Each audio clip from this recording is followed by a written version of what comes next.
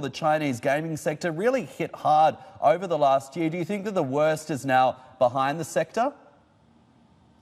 Yes, I think the worst is behind us in the sector at the moment. We experienced a lot of uncertainty as the new regulations came out in August, and then I think a lot of that has been now understood to be true and in motion.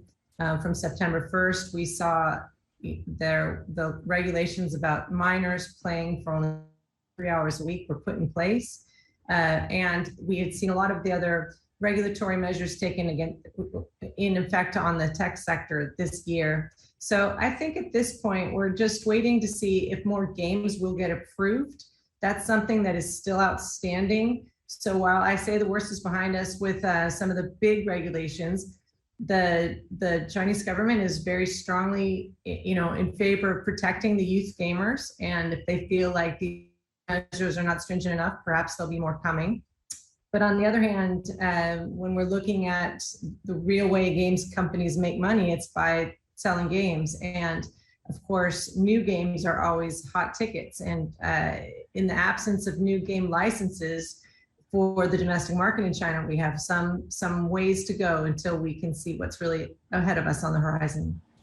Right. When it comes to the regulations surrounding minors and limiting the use of game time to only a few hours, particularly over the weekend, is that a big dent to the Chinese gaming space if you look at it overall? Because we had some numbers out from Tencent saying that minors only contributed a very small fraction of its users.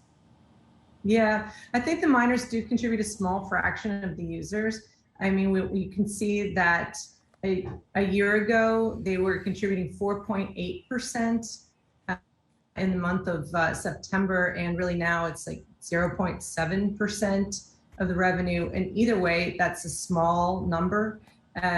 Minors are defined now as under 18 years old. In the past, Tencent has released some information about under 16 years old, but really we're talking about less than 5% of their revenue.